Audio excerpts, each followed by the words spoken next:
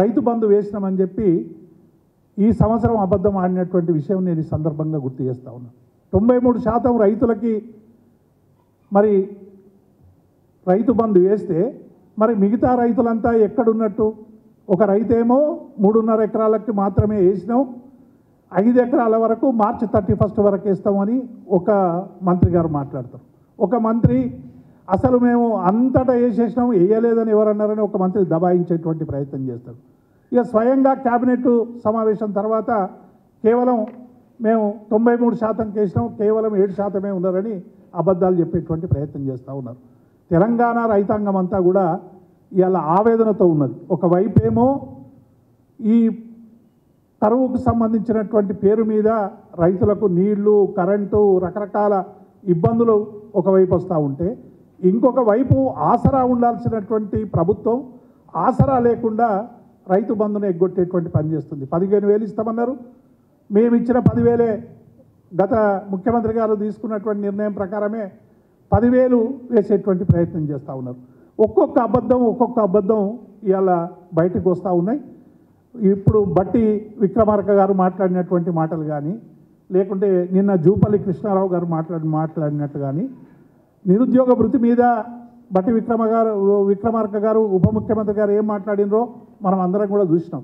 అసలు నిరుద్యోగ భృతి మా అంశంలో లేదని చెప్పేటువంటి ప్రయత్నం చేశారు. ఆ తర్వాత అనేక మంది ఆ విషయంలో మరి జ్ఞాపకం చేసిన తర్వాత దాన్ని దాటేసేటువంటి ప్రయత్నం చేస్తూ ఉన్నాడు. నిన్న జూపల్లి గారైతే పూర్తిగా రుణమాఫీ తుచ్చ అనేటువంటి పద్ధతిలో వారు పూర్తిగా చేతులెత్తేసినటువంటి సందర్భాన్ని చూసాం.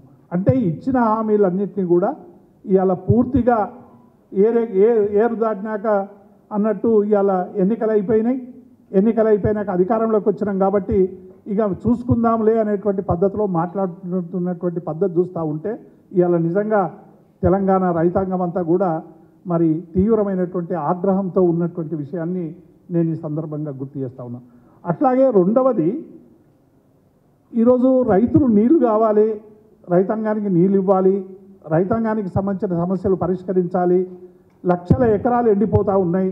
అటు నాగార్జున సాగర్ కింద కానీ అనేక ప్రాంతాల్లో కానీ దాదాపుగా 170 మండలాల్లో ఇవాళ కరువు పేరు మీద ఈ పంటలు ఎండగొట్టినటువంటి పరిస్థితులు చూస్తూ ఉన్నాం.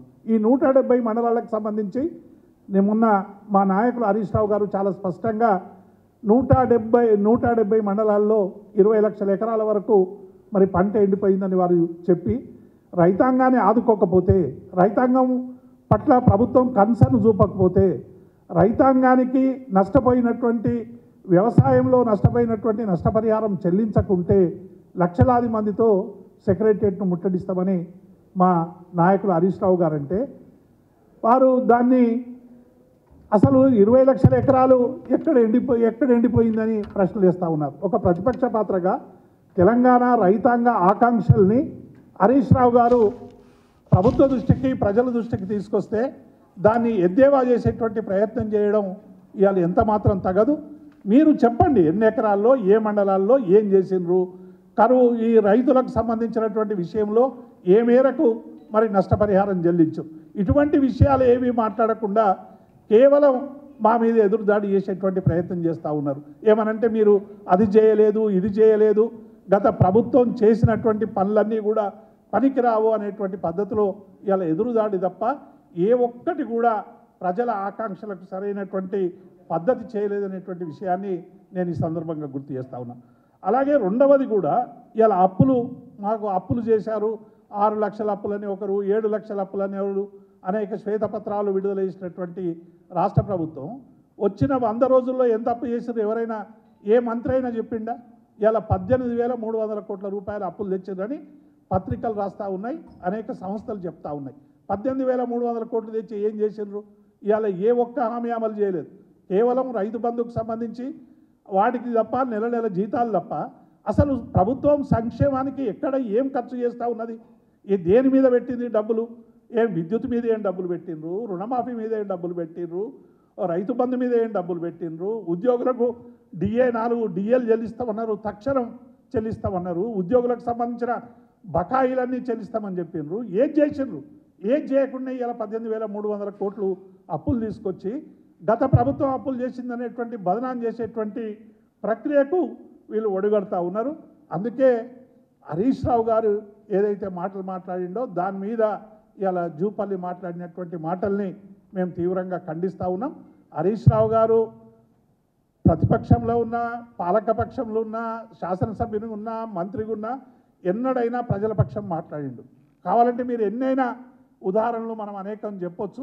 కాబట్టి హరీష్ రావు గారి మీద జూపల్లి కృష్ణారావు ఇటువంటి మాటలు మాట్లాడడం అనేటువంటిది ఇది సరైంది కాదనేటువంటి విషయాన్ని మేము స్పష్టం చేస్తూ ఉన్నాం.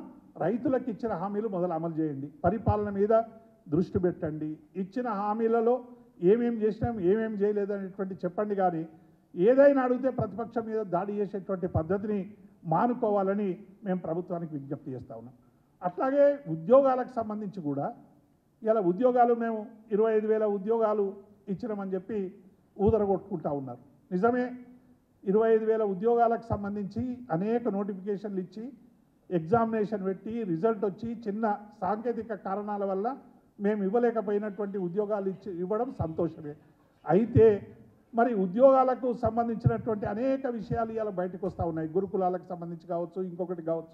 ముఖ్యంగా ఎక్సైజ్కు సంబంధించి 614 మంది వారికి నియామకాలు ఇచ్చారు. మీరు స్టేడియంలో నియామకాలు పెట్టి వాళ్ళకి అందరికి కూడా పత్రాలు ఇచ్చారు. ఇప్పటి వరకు వారికి సంబంధించి వాళ్ళని త్రిశంకు స్వర్గంలో ఉంచారు. ఇప్పటి వరకు వాళ్ళ జాయినింగ్ రిపోర్ట్లు యాక్సెప్ట్ చేయలేదు, వాళ్ళని ట్రైనింగ్లకు పంపించలేదు. మరి ఇటువంటి విషయం మీద దృష్టి పెట్టండి జూపల్లి గారు.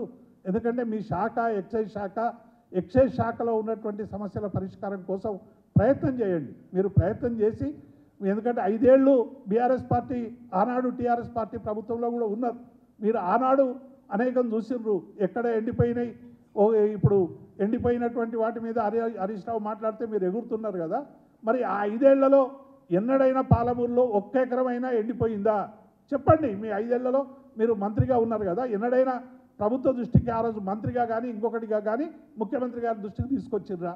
అంటే ఆనాటి పరిపాలనలో ఎన్నడూ కూడా 1 ఎకరానికి కూడా ఎండకుండా నీళ్ళు ఇచ్చినటువంటి ప్రభుత్వం టీఆర్ఎస్ ప్రభుత్వం. అట్లాగే రైతుల సంక్షేమాన్ని చూసింది టీఆర్ఎస్ ప్రభుత్వం. ఇచ్చిన హామీలలో అనేక హామీలు అమలు చేసేటువంటి ప్రయత్నం చేసింది టీఆర్ఎస్ ప్రభుత్వం. కాబట్టి ఇప్పటికైనా ఇటువంటి మాట కేవలం రేవంత్ రెడ్డి గారి దగ్గర ప్రాపకానికో, ఏఐసిసి దగ్గర ప్రాపకానికో మీరు ఏమైనా మళ్ళీ టీఆర్ఎస్లో గతంలో మంత్రి అని చెప్పి ఏమైనా అనుమానపడతారేమని మీ శల్య పరీక్ష చేసుకోవడానికి ఇటువంటి మాటలు మాట్లాడొద్దని మేము కృష్ణరావు గారికి విజ్ఞప్తి చేస్తూ ఉన్నాం. ఇప్పుడు ఎర్రల శ్రీనివాస్ గారు మాట్లాడారు.